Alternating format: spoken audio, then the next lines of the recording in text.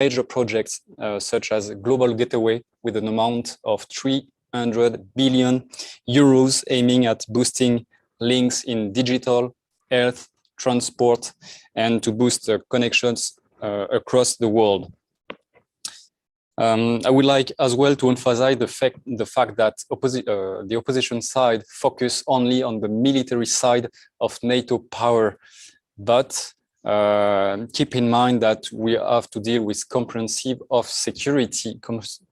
approach, such as the need for vital needs for European citizens, such as food and health, that can be weaponized by other countries because non-renewable resources are an era of competition with the climate change as a threat multiplier.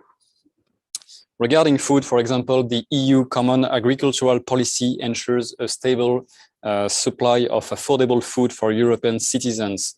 What are NATO actions in this field of action? Then, in the energy field, the EU has levers to diversify its means of supply. For example, with the construction of Revitusa Greek port for liquefied natural gas. The EU boosts interconnections between energy grids. What are NATO actions in the fields of action? Then the EU addresses also security concerns that are not part of NATO's field of action. For example, Europe has been threatened by terrorist groups for a few years now, and nearly 1,000 deaths in the last 20 years. Last year, thanks to European agencies such as Europol and Eurojust, 57 attacks were avoided on the European soil.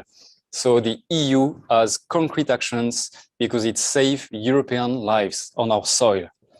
Third, I would like to question the NATO willingness to act in favor of European countries, because it has been a decade since the US has shifted its interest towards Asia and has explicitly disinterest towards its fellow European countries, like during the unilateral withdrawal from Afghanistan without notifying its allies.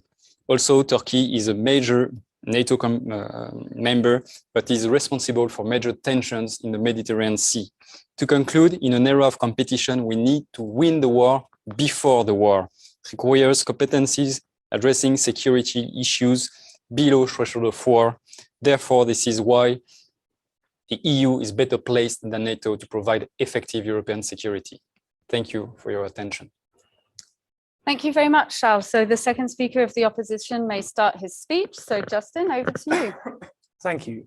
So I'd like to respond briefly to some of the points made by the proposition in the last two speeches. Firstly, that I would contend that the proposition is confusing correlation with causation when it comes to European security and particularly economic prosperity.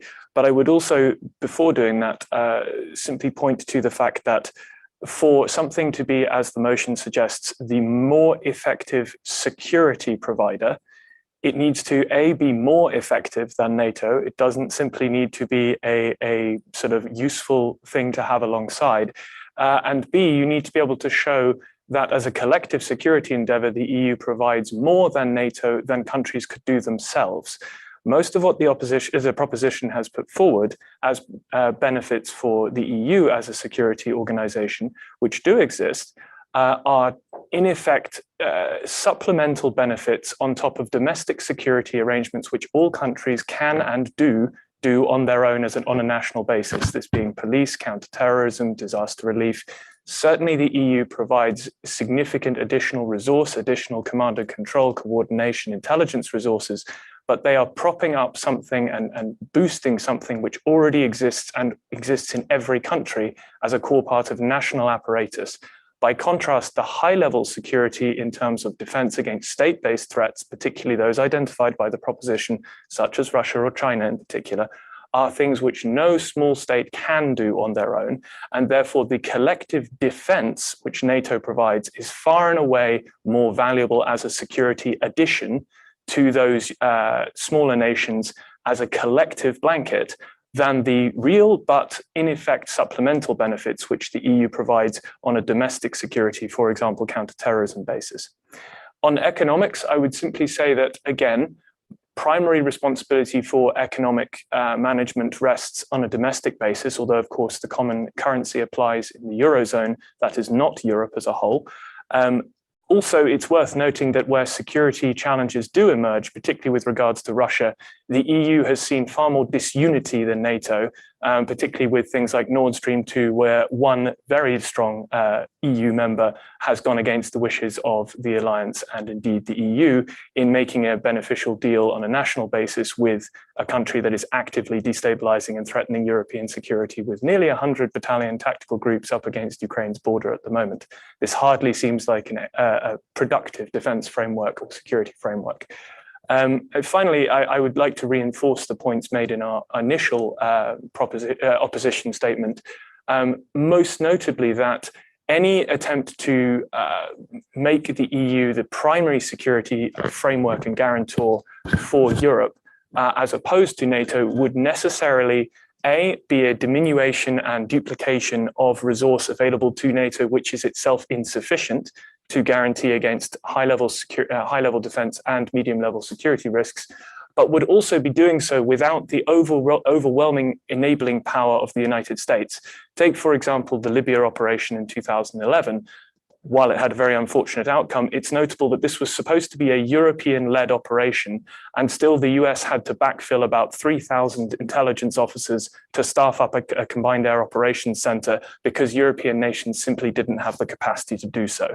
This is but a microcosm in a relatively low-intensity scenario of Europe's inability on its own, including the UK, which would incidentally be outside an EU framework as the second most capable enabling military power in Europe, to provide for its own security needs, even in the Mediterranean, without the might of the United States. While distractions with China for the US are a fact of life, junking the baby with the bathwater is a route towards far worse European security rather than better. And any illusions that the EU can replace what NATO provides rather than supplement are based on an incomplete understanding of cause and effect. Thank you. Thank you very much, Justin. So I shall now open for questions from the floor. So I have already a few in the chat. So we'll start with a question from Dr. Gavin Hall from the University of Strathclyde. So the question is for proposition. So who will provide the lead for European security? Do you think France or Germany will accept the other in the lead? So who will provide the lead for European security? Do you think France or Germany will accept the other in the lead? So question for proposition.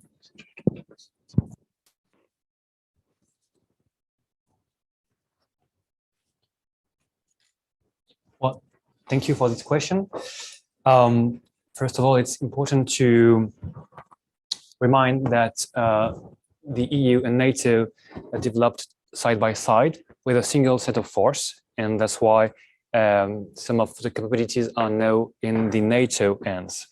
We will provide the lead for European security in a defense aspect. Well, France did the first step with the 2017 initiative to gather as many goodwill and willing countries to foster its defense assets. And France is also a very good partner in NATO as well. But what we see today is that Germany and France are acting side by side with developing military capabilities, such as the new generation fighter and the new ground system. So why not considering a shared burden between France and Germany? So on that, from the opposition, so this also reaches out to Sid and Jack who are online. So Justin, I don't know if you want to go ahead, or if Sid or Jack would like to reply to this.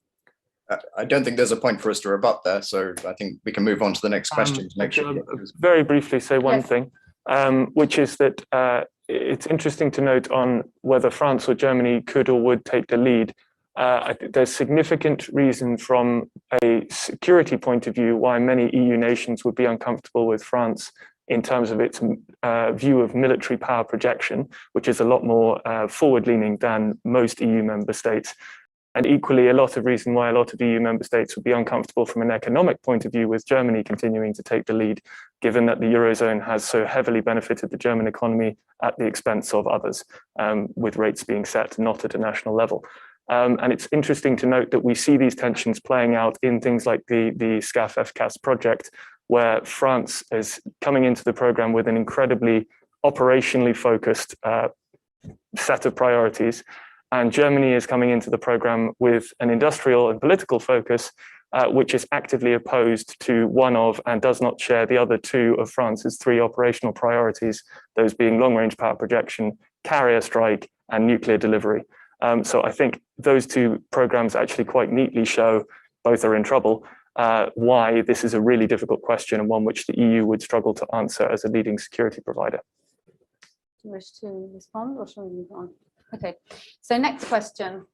How can we end this false dichotomy once and for all? The two organizations have a shared history, a mutually reinforcing, and actually need each other's value-added assets. So we can, this is for both sides, so we can start with the proposition and then have the opposition answer the question.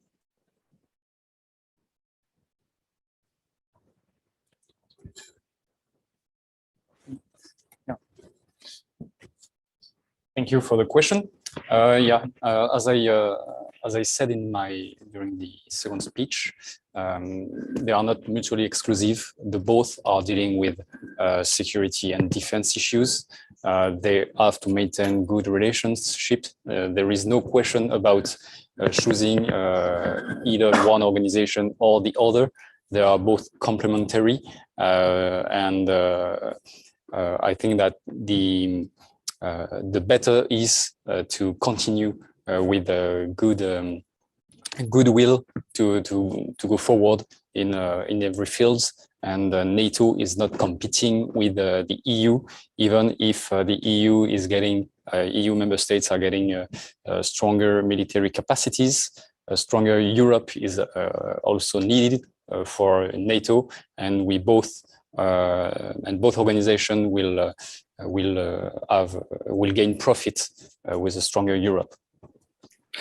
I would respond to that by saying that unfortunately our colleagues have surrendered the debate in that answer in and of itself, because they came here to tell us that the EU was more important, was better from a security point of view, that it provided unique capability, as their first speaker put it, that NATO doesn't.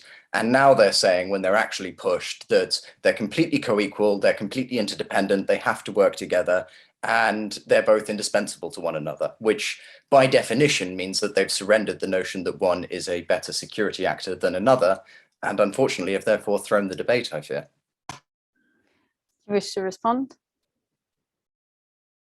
Yes, I can answer to your remark, because what I wanted to say is they are both complementary. They are both taking actions in different fields of security, but we have to take into account that we are living in an era of competition, and security is not just about defense.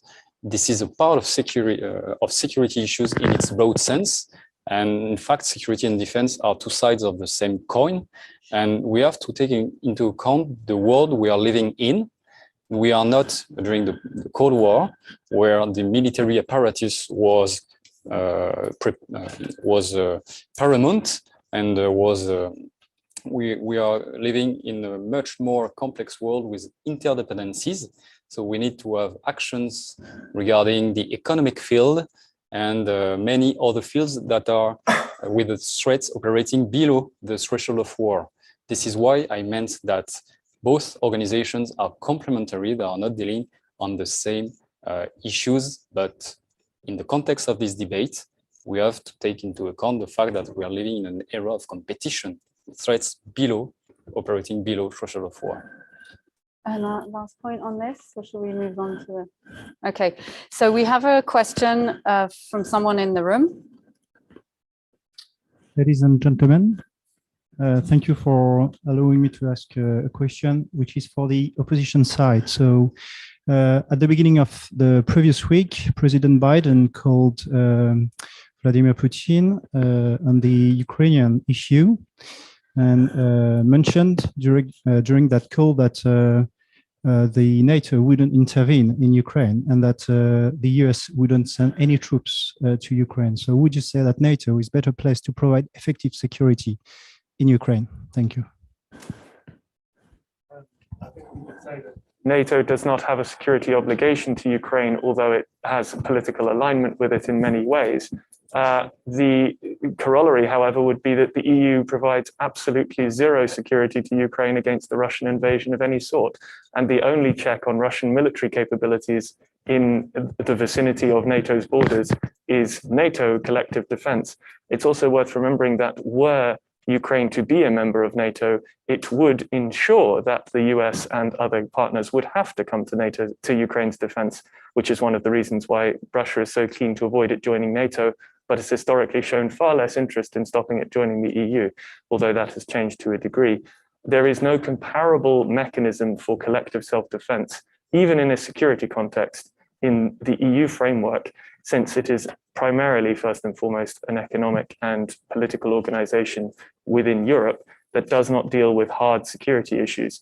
I fail to see what the EU can possibly offer beyond more sanctions, or economic measures, which A, are being undercut by the EU's most important member currently with Nord Stream, and B, have consistently failed to constrain Russian actions since 2014. Opposition, would you like to respond? Thank you, sir. Okay, this is a good point, the fact that NATO is here to defend NATO members. And Ukraine is a European country and cannot rely on NATO for its defense. Whereas Ukraine is within the European boundaries, and what happens in Ukraine have a spillover effect on the European continent and therefore on the EU. The EU implemented actions to support Ukraine in the face of this crisis, with, for example, providing 31 million of euros to foster its security apparatus. And the EU implemented as well economic sanctions towards Russia to use economic lever to take action on this field and to use its economic power as a lever to make change the situation. So we have to compare the both levers of NATO and the EU regarding Ukraine. NATO can't do anything for Ukraine because Ukraine is not a NATO member, whereas the EU has still a strong economic and diplomatic lever to act to support Ukraine. I think our response to that would be that our colleagues are mistaking inputs with outputs. The EU can have done lots of things, but as my colleague Sid has already pointed out, the economic lever has achieved nothing in terms of shaping Russian behavior. And that insignificant amount of money to the Ukrainians is not going to have any impact on the correlation of forces or therefore Russian judgments about what they can and can't do militarily. Whereas NATO, when it says it would do something, is something that actually matters in that space and would have a deterrent effect, whatever NATO subsequently decides to do. And so it's actually a classic example of where the EU has potentially tried to do the right thing, say the right thing in the security space, but has essentially highlighted its own impotence in that regard. If I could just add a two-finger to what Jack said, I'd also slightly push back against the idea that NATO can do nothing to support nations beyond its immediate borders. I mean, consider that one of the threats that President Biden allegedly made to President Putin in their recent meeting was that any action against Ukraine would lead to an American reinforcement of NATO nations that might have reasons to fear spillover, something which has a much more significant impact on Russia's security environment than some fairly inconsequential sanctions, which, you know, as Jack said, by the numbers, had a negligible impact on the Russian economy. So would you like to respond before we move on to the next question? Yeah. I would like to say that on what ground NATO would intervene in Ukraine, because Ukraine is not part of NATO alliance, and it would require United Nations mandate to wage war to support Ukraine. We all know that there won't be any United Nations mandate because Russia is part of the Security Council. The prop side still believes that the economic lever is a modern way to act and to take actions to shape Russian behavior towards Ukraine. Okay, so yes. Okay. Oh no, do we get one last point, or are we moving on? You can make a last point, but then that means I have to pass it on to proposition again. Right. Just on the point of, would NATO intervene in Ukraine? Even if it doesn't intervene in Ukraine, the actions it takes to secure its own borders, for example, reinforcing NATO members in Eastern Europe, have a knock-on impact on Russian security, which is actually tangible and which the Russians actually care about, because we've seen them be highly reactive to it. By contrast, economic sanctions, as we've said, have an empirically poor record of delivering coercive effects, and against the Russians have had a, as we said, 0.2% sort of attributable impact on their growth. So the empirical basis for believing that they have an impact has not really been spelled out by the proposition. Position? We still have to keep in mind that President Biden declared that NATO won't intervene in Ukraine. This is a fact. And that US troops won't be deployed in Ukraine. Can you imagine a US soldier dying for Ukraine country? I don't think so. So it remains the economic lever, because military actions is not appropriate in this situation for NATO, as Ukraine is not a NATO member. And Ukraine's security relies on the Budapest Memorandum, and the Budapest Memorandum is not about NATO actions, but rather USA and UK relying on, because Ukraine relies on those countries to protect its territory. Okay, so we'll move on to another question. So this is a question for proposition. So this motion is comparing apples and oranges. The EU is a multinational organization representing rich states with all conceivable soft power. NATO, however, has the means for hard power projection that the EU can never build up. So for the proposition.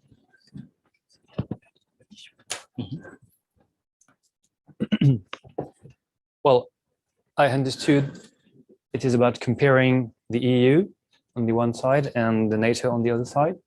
Of course, these two organizations are quite different because they were not designed at the same time and with the same goals. NATO was designed to fight against the Warsaw Pact at the very beginning, because the main way to express competition between states was the fear of a nuclear war with Russia. And so it has to be deterrent and mainly using hard power. And so when the Warsaw Pact collapsed, NATO had to find a new way to ensure security, and is trying from that very moment to develop new fields. But it's because the hard power is now useless. On the other hand, you have an organization which has been designed to foster peace within the landmass of Europe, increasing new countries every decade, and which approach for security matters is by fostering economic and diplomatic very tightened links. And it worked because from decades, what my teammates said, the index of development of Europe is among the best ever. But there's still a margin where security within EU or NATO are relevant, because what I want to say is, now facing hybrid threats, the EU is able to addressed. There's a stress, whereas NATO is still providing a deterrence, but not only acting on the continuity of these threats, all those threats we have been talking before. So it's not so much apples and oranges, but because there's some points of comparison. But when taking into account these points of comparison, we still think that the EU is better placed because covering a wider scope of threats and continuously, not only during crisis. I think in response to that, I would highlight that not only does the European Union not have any serious way of organizing or projecting or commanding hard power, but it's worth emphasizing both that NATO actually has a huge amount of soft power. When NATO countries or when an ambassador from a NATO member goes somewhere with a mandate from NATO and other members, that is hugely powerful. There is a vast amount of diplomacy, information sharing and coordination at a diplomatic level, which is conducted through NATO and through NATO members. But even more importantly, the European Union has almost no capacity structurally to provide secure communications within its own diplomatic functions. In terms of actually sharing information between countries, you would be amazed how often it is standards and even the wiring and systems for communications that NATO provides to enable the EU to actually talk to itself when you're dealing with security issues, especially when you're talking about deployed security issues. So if you want to have a conversation that is secure from a hostile state that is doing hybrid things, I can almost guarantee that even if it is being handled by European countries through a non-NATO construct, there will probably be NATO personnel operating using NATO standardization agreements and NATO security architectures to guarantee the cybersecurity of those systems to be able to actually connect those countries. There's no equivalent of EU secret, right? There is NATO secret. And so in terms of just being able to provide the information around the community of countries, the EU might benefit, but it is usually benefiting because of the groundwork, the infrastructure, the decades of collaborative activity that NATO has provided as an enabler and projector of soft power. Thank you. So, yes, for the proposition. Yeah, thank you, sir. I would like to answer to that because the upside focuses on the military power, which is true. NATO has a huge military power. We cannot deny that, and the prop side acknowledges that. But this is not sufficient to provide effective European in its broad sense. Take the example, for example, of North Korea. North Korea has a huge army. 20% of its GDP is dedicated to its defense. Even the USA does not dare invade North Korea. And on the other hand, would you say that North Korean citizens' security is ensured, whereas more than 3 million dead people in the 90s due to starvation, whereas the health system of North Korea has been rated as very weak by Amnesty International, whereas North Korean citizens can be put in jail because North Korean government is not abiding by democratic rules. So we have to take into account not only defense, which is important for security, but what all the other aspects for citizens. Citizens need to have electricity in his home, need to have food, and need to live within government that ensures a livelihood of the citizens. Okay. Thank you. Do we get one? Yeah. So just to come back to that, I would say two things. Firstly, that it's worth thinking through the economic security implications of the dissolution of one or the other. You only have to look at pipeline diplomacy. You mentioned electricity, how rapidly and willingly Russia is willing to turn the gas off to its neighbors, particularly those outside NATO, when it feels it needs to achieve coercive effect, and how little economic sanctions seem to have effect in return. One of the only things that has notably affected pipeline diplomacy in recent years has in fact been the US speeding up investment in liquid natural gas shipments to Europe and ports to receive it. But it's also worth remembering on the economic security point of view that some of the greatest economic shocks to Europe and its prosperity come from threats which external actors can put forward in terms of hard power. Things like mining the Straits of Hormuz by Iran, pipeline diplomacy by Russia, potentially shipping blockades or disruption of the South China Sea routes, SLOCs by China. All of these are actually fundamentally hard security challenges as well as soft ones. And again, if you go back to, if we have to compare, because the motion of this debate says a better organization for providing security, not a complementary, but a better organization for providing security than NATO. Imagine the security, particularly of Eastern European members, if NATO were to be removed, vice if the EU were to be removed as a framework. Yes, economic standards and development would certainly suffer if the EU broke down.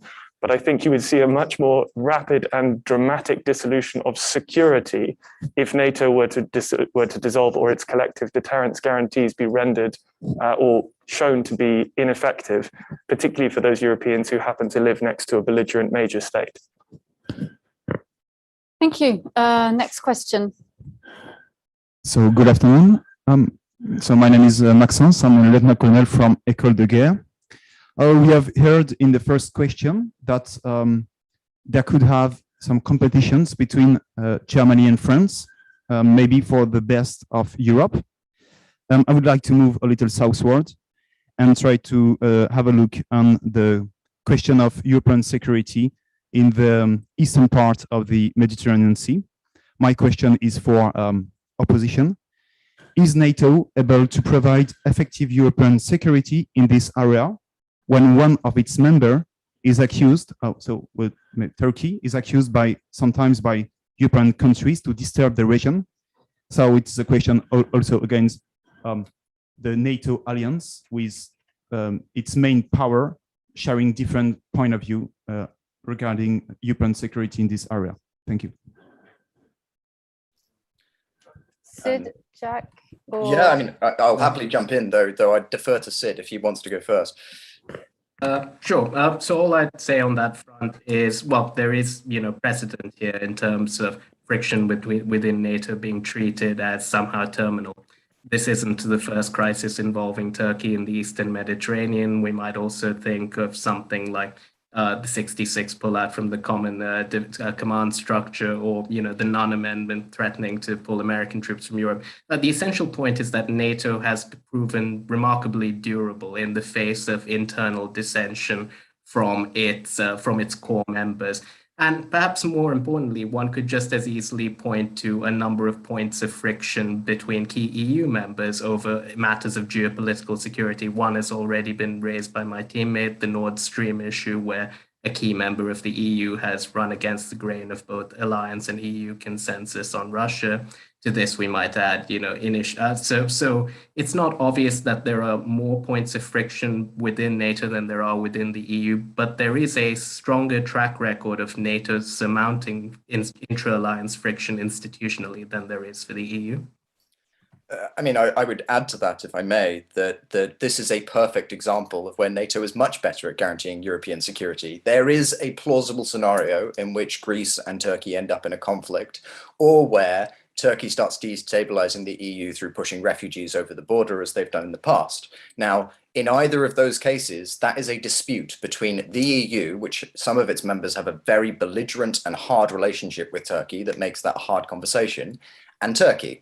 Whereas NATO, if we want to talk about the injection of soft power and the diffusion of security issues, has a long track record with both the US and UK exercising very substantial diplomatic effort in enabling this to prevent those really negative outcomes for Europe.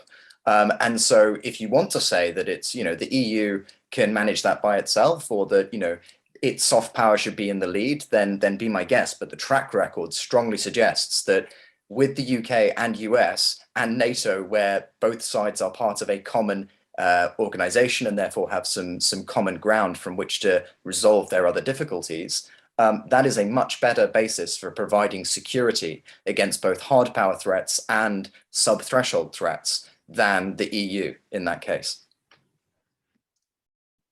Opposition? Yes, to reply directly to this question, if we have to think about warfare between Greece and Turkey, those are members of NATO. So the US and the other members of NATO would have to choose on which side they would go along. Yes, they will have to choose because both are part of NATO. Whereas for the EU, there's a common strategy, a common interest, and the EU, well, Greece is in the EU, whether Turkey is not, so it makes sense.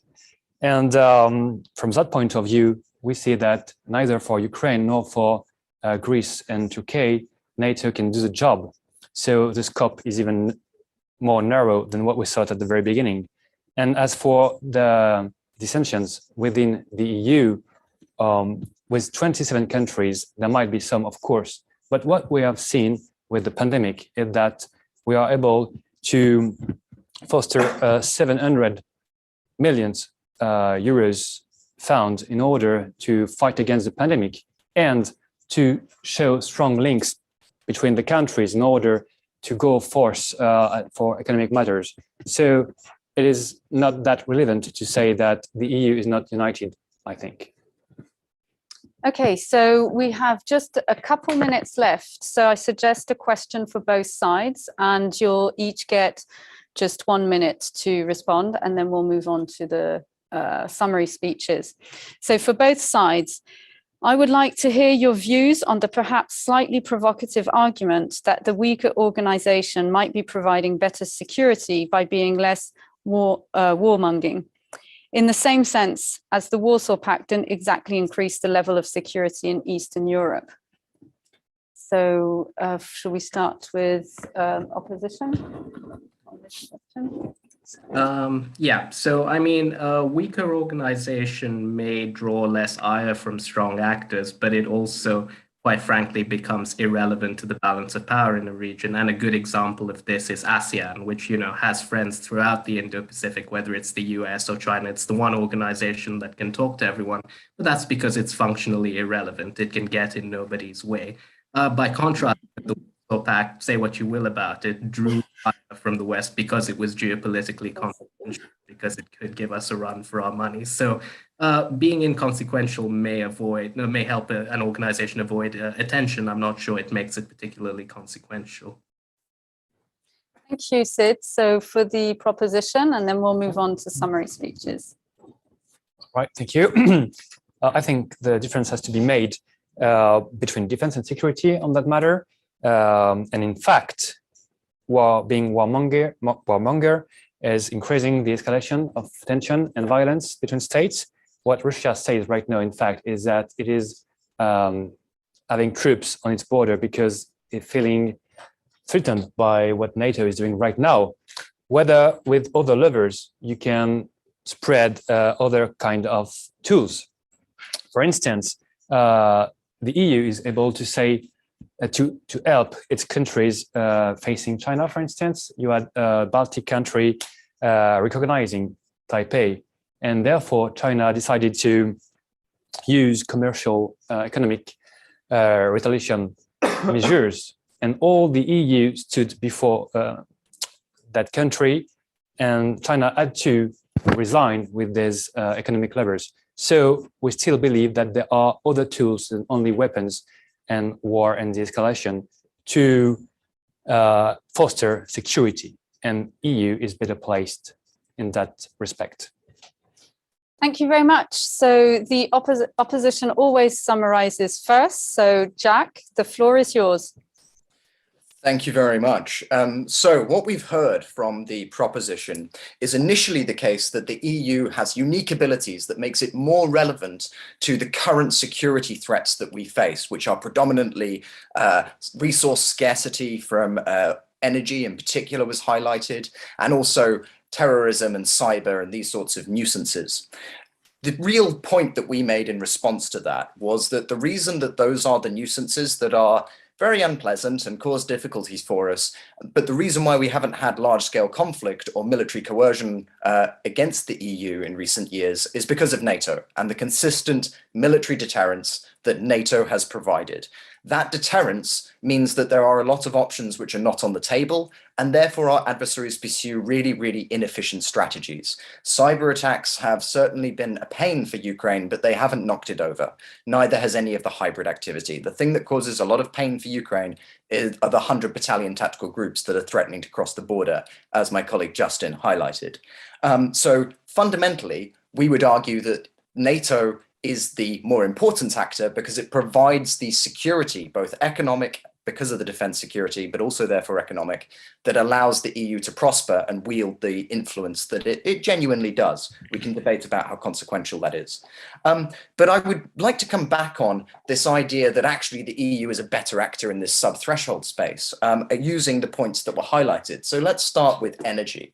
The EU has not effectively prevented coercion over energy access by the Russians. The Russians have, as we've seen, massively spiked prices of LNG across Europe as we go into winter for political effect.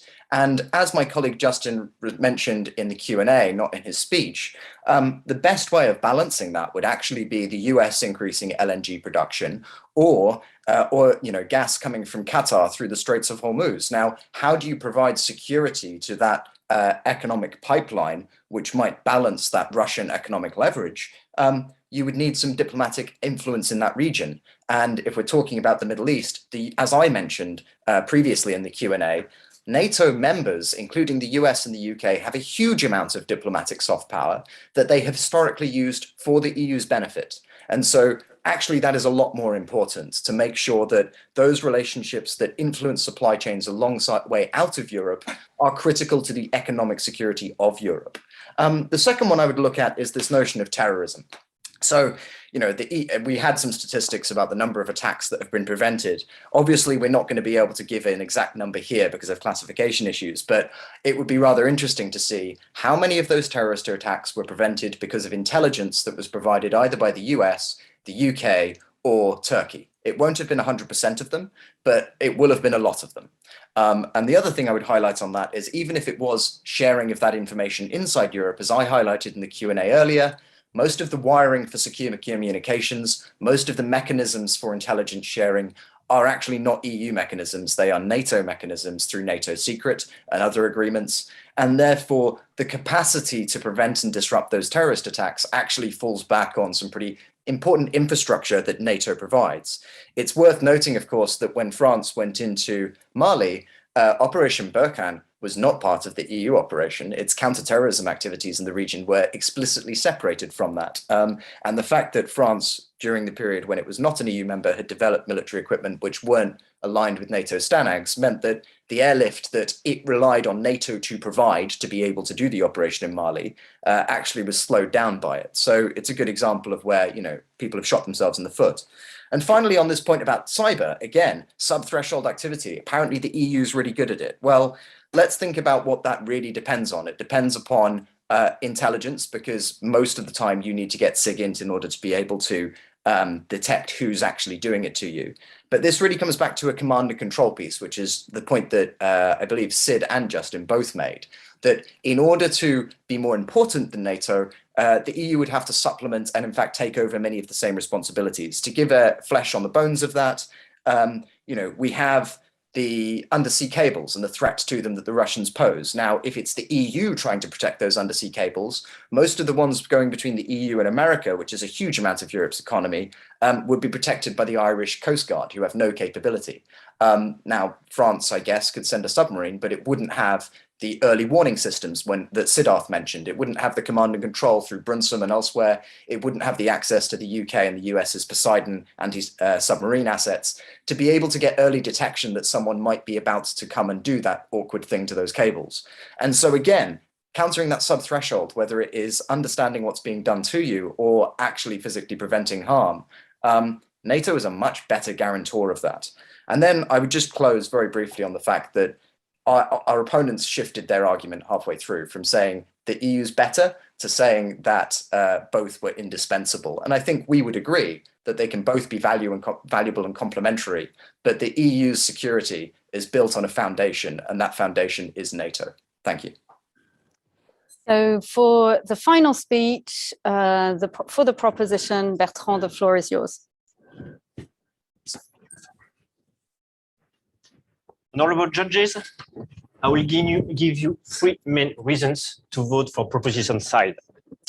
And to be sure to convince you, I will just, through the three criteria we decided to provide you at the very beginning, I will just opt for a point scoring between NATO and the European Union, because we are looking for comparative advantages.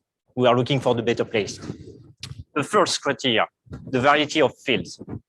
We heard from the opposition side that defense was the prerequisite, as if it was the blanket that was necessary to ensure the security. Opposition side thinks that is wrong. That is wrong. It does not take into account the complexity of the new world. This is a different topic. We are today in an area of competition, where the war has become the exception. Today's world is a world of interdependencies, where we must have linked with our competitors. This is the era of competition. They provided us an ancient vision from an ancient world, the Cold War. And even if I stay on the defense topic, what we heard from the opposition side is that NATO was not able to provide security in Ukraine. And what if the security in Ukraine is not done? It will have consequences for the whole European continent. That means clearly that NATO can't ensure this security. But regarding all the other variety of fields, European Union is ensuring the security in the economic fields. It's also ensuring the security in medicines, in health. 1.5 million people died in Europe because of COVID-19. European Union dealt with that problem. NATO did coordination and just few operations of logistics. That is the reality. European Union is also dealing with terrorism. We heard that NATO too, but we are not able to give them facts because of classification. But the European Union is dealing with that issues very clearly. They are ensuring food security through the common agricultural policy. And it is clearly a variety of fields. It's clear that European has much more ability to deal with a more variety of fields. The second criteria is the impact on citizens' life. European Union deals with the vital needs of its citizens. Let's take the example of energy. We heard that NATO wanted to deal with that. But what exactly did they do? It's not so clear. We had not so clear examples. I will give you examples of what European Union does. She's trying to identifying and building new roads because she's clearly, she knows that she has a problem of dependency from the eastern part. She's perfectly aware of that. That's why she's investing through the European Investment Bank into the Southern Gas Corridor, for instance. She's diversifying its suppliers. For instance, the supply from the United States of America has been multiplied by 4 in the liquefied natural gas. That is the reality of what is the European doing. We must be sure that security is never granted. We've heard that we are living in a luxury time. This is what the opposition said. Let me tell you just one thing regarding energy. During 2020, a power outrage in the United States of America killed around 500 people. That is the reality. If the security of this supply is not ensured by the European Union, we could face a cut from Russia, we could face other problems, and that would have really impacts on the European citizen's life. The third criteria is regarding the permanence of the action. We are completely aware that today the American pivot to Asia means that Europe is no longer the priority of NATO. That is very clear for the European Union. And that's why, because the European Union interest will always be in Europe, European Union will be better placed to ensure this security. So, honorable judges, because the European Union is the unique organization that have a comprehensive approach to ensure the security in Europe, because its policy has impact on the vital needs of Europe, and because it is also accountable to its citizens, the European Union is better placed. Thank you for your attention.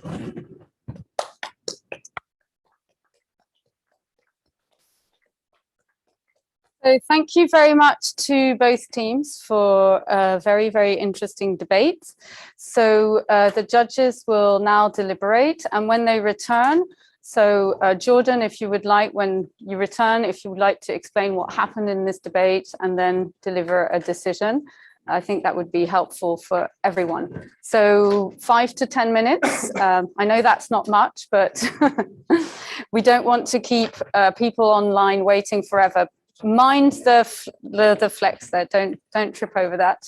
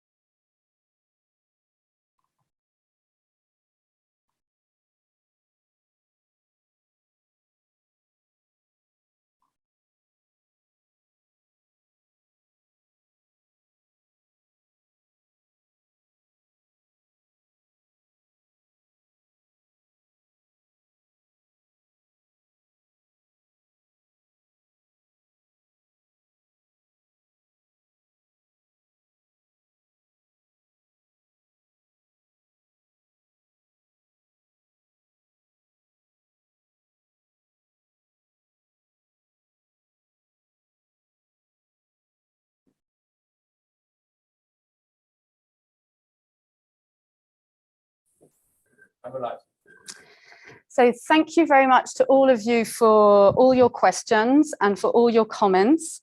And very interestingly, I had a few comments in the Q&A mentioning the quality of this debate and the interesting ideas that emerged from it. And that is exactly what I was saying in the introduction. This is an intellectual exercise where competing interpretations can lead us all to look at a topic or a problem from a different perspective. So with that, I'll pass it on to our head judge. We've just decided that's who you were. So Jordan, if you would like to step in and tell us what happened in this debate and what decision you came to with your fellow judges. So Jordan, the floor is yours. Thank you very much, Emily. So firstly, I believe this is on properly. Yes. I'd like to begin on behalf of the entire judge panel, thanking all of the speakers that we had. Today, we thought that we saw actually a very well presented series of arguments, very good use of examples, very good use of data throughout. What I was also especially pleased to see is both sides very much engaging in each other's arguments. So rather than just being a case of pre-prepared speeches kind of being made and sailing past each other in the night, we really saw them getting into each other's examples, rebutting, going after each other, which makes it much more intellectually responsive as an exercise and such a much more robust too.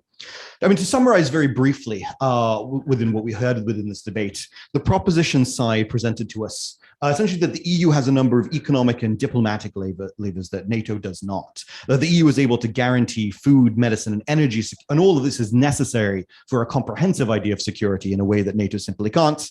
And also that the US is not necessarily interested in defending Europe and what that means for NATO. I'm not counting all the points here, I'm just picking up the main ones. Similarly, from the opposition side, some of the main points that we saw were around how trying to argue that EU benefits rely on NATO deterrence, trying to argue that some of those EU levers are less effective anyway, and also the arguments that the EU would at best kind of duplicate and weaken NATO if it were to try to copy its security focus. But really, what we thought, and something kind of unanimously on the judges panel, we did decide unanimously in the end, was that in some ways this debate does come back to, I believe Maslow's hierarchy of needs was mentioned in one of our bios, because what the question of comprehensive or effective security comes down to is the question of what are the threats that are facing Europe and which side is best preventing them, and which side is preventing the threats that otherwise would undermine the benefits that the other side would want. So if we were to say, so the characterization of this debate that we received from the opposition was very much one that there's a threat from Russia, there's a threat from Russian troops that need to be deterred, and the soft power benefits of the EU cannot be had if Russian troops are marching across the border and stopping you having a nice economy and stopping you having soft power. And key to this is the question of, therefore, of what does Russia want is something that needed to be kind of expounded on and explained more clearly in this debate. Whereas from the proposition side, we at least had a mention of the ideas of climate change. We had the concept of coronavirus. And it would be possible within this debate to build it in such a way and to phrase it to saying, you know, how good, or really what would NATO look like if all the countries were poor, plague-ridden, and had just had all the power switched off? Where would NATO's deterrence really be then? So what was needed from both sides was a comparison of what are these threats facing Europe. Is the threat from climate change really the key threat to Europe's economy and therefore its ability to pay for its defense? Or is the main threat the threat coming militarily coming from Russia that needs to be deterred with hard power? Unfortunately for the proposition side, they very much got drawn into opposition's characterization of this. We had much more of a discussion in this debate in the end about the threat from Russia to Ukraine than we did about climate change and coronavirus. They raised these ideas, but unfortunately they seem to increasingly fall into could be described as a trap for them from opposition, but more on opposition's ground of who is better deterring the threat from Russia. And at that point, the opposition side were able to provide more, we thought, and better analytical argumentation for how NATO was providing that immediate deterrence to the threat from Russia to all of Europe. And as a consequence, that is why we leaned overall in this debate towards a win by the opposition side, being the team from RUSI. But a very good debate overall, and we were very happy with the quality of what we saw. So on behalf of the entire judging panel, thank you all very much. Thank you very much.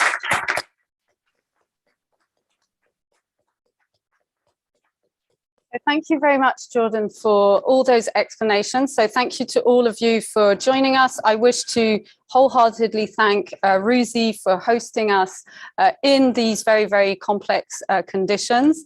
So, and also setting up a hybrid event for those who unfortunately weren't tested negative with their PCR test. I really want to thank Sid, Justin, and Jack for accepting to do this and to take part in this, because by doing this, gentlemen, this is an invaluable learning experience for the officers in École de Guerre. So we really, really are appreciative of that. And we have a token of appreciation for you, but Justin, you'll have to take the ones for Sid and Jack, as they are not with us today. And on that, before we leave you, we would like to invite you to join us for our next École de Guerre Ruzi event that will take place in May, so an international symposium where we will have a difficult conversation yet again, because the question of the symposium will be, what do alliances mean in the 21st century? So as you can see, we are not afraid of challenges, and we hope that you'll join us for another interesting and difficult conversation. On that, we wish you all a very Merry Christmas, and we hope to see you at our next event. Thank you very much.